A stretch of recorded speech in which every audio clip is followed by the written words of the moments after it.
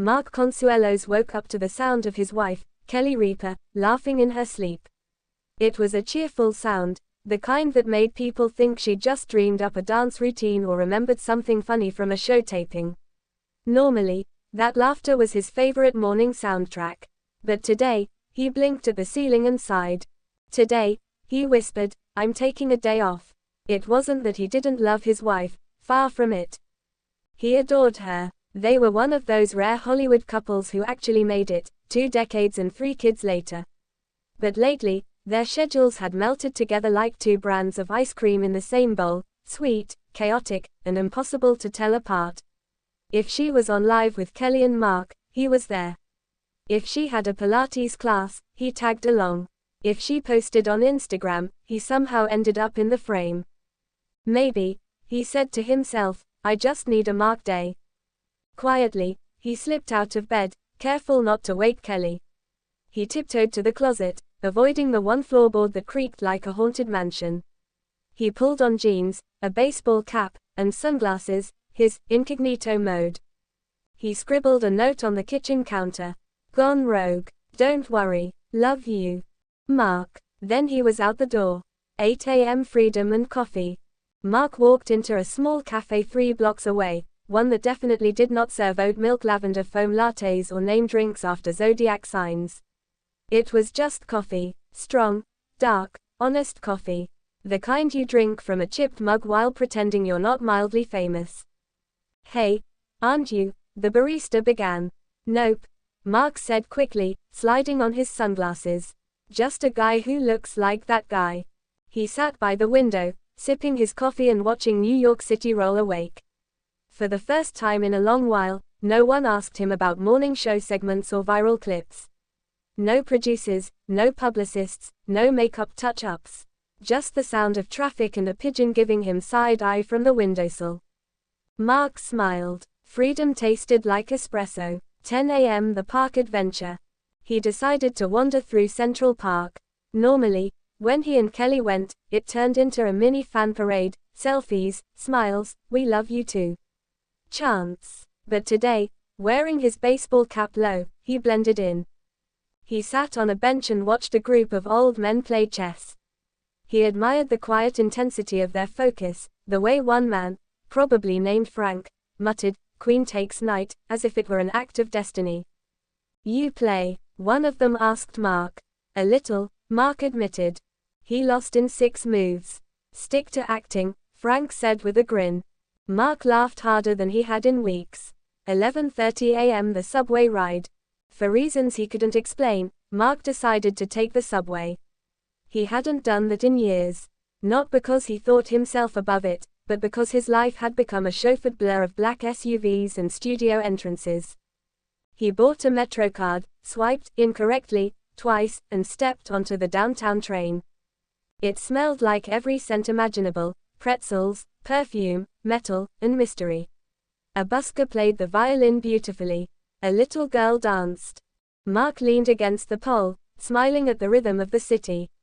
He wasn't Mark Consuelos, co-host, actor, husband of Kelly Ripa.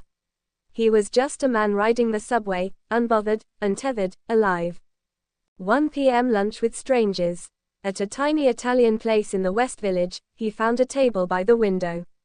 The waiter, a friendly guy named Luca, greeted him like an old friend. "You come alone today?" Luca asked. "No, Kelly." Mark froze. "You know me, of course," Luca said, laughing. "You two always share the spaghetti. The city's favorite couple." Mark groaned playfully. "Even my day off knows her name." They both laughed, and Luca brought him a plate of gnocchi so perfect it could heal emotional wounds.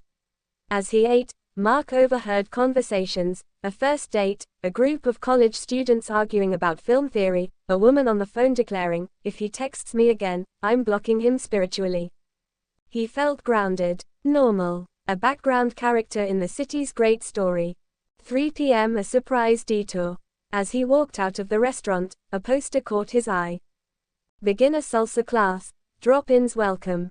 Mark had danced plenty of times, at weddings, on TV, even in his kitchen. But alone, anonymously, never. He paid cash, joined the class, and found himself spinning with a group of strangers who couldn't care less who he was. The instructor, a cheerful woman named Rosa, clapped her hands. "Relax your shoulders, feel the rhythm." Mark laughed as he stumbled through the steps. His partner, an older woman named Janet, winked at him. "You're not bad, mystery man," she said. "Don't tell my wife I said this," Mark whispered, "but you might be better than her at this step." Janet chuckled. "Honey, I don't think anyone's better than Kelly Ripa at anything." Fair point. 6 p.m. Sunset reflections. Mark found himself walking along the Hudson River as the sun began to sink. He felt lighter, not because he'd escaped, but because he'd remembered who he was outside of being half of Kelly and Mark. He thought about how easy it was to get lost in shared success, to become part of a brand, an image, a narrative that wasn't just his. Today had been a reminder that he was still Mark, a guy who loved coffee, bad chess, subway rides, and new dance steps. He took out his phone and texted Kelly. "Mark, taking the long way home." Kelly, "Did you get kidnapped?" Mark, "Nope, just found myself in the city somewhere." Kelly, "Bring dinner." He smiled. Some things never changed. 8 p.m. home again. When he walked back through the door, Kelly was in the kitchen, hair tied up, wearing his old college sweatshirt. "So," she said, hands on her hips, "you took a day off from me." He laughed nervously. "It's not what it sounds like." "Oh really?" she said, teasing. "Because it sounds like you ditched your gorgeous, charming co-host/wife to go find yourself." "Technically," Mark said, "yes. But also, I brought Thai food." She smirked, taking the bag. Redeemed. They sat on the couch, eating noodles out of cartons, watching reruns of Friends. After a while, Kelly leaned her head on his shoulder. "You needed a day off, huh?" "Yeah," he said, "but I missed you by lunchtime." She smiled. "Good answer." As the night settled, Mark realized that a day off didn't mean a day away. It was just a reminder that love doesn't erase individuality, and that sometimes, to be the best partner, you have to be your own person too. He looked over at Kelly, laughing at something on TV, and thought, tomorrow, maybe we both take a day off. Together. And for the first time in weeks, he felt completely at peace, right there, exactly where he belonged.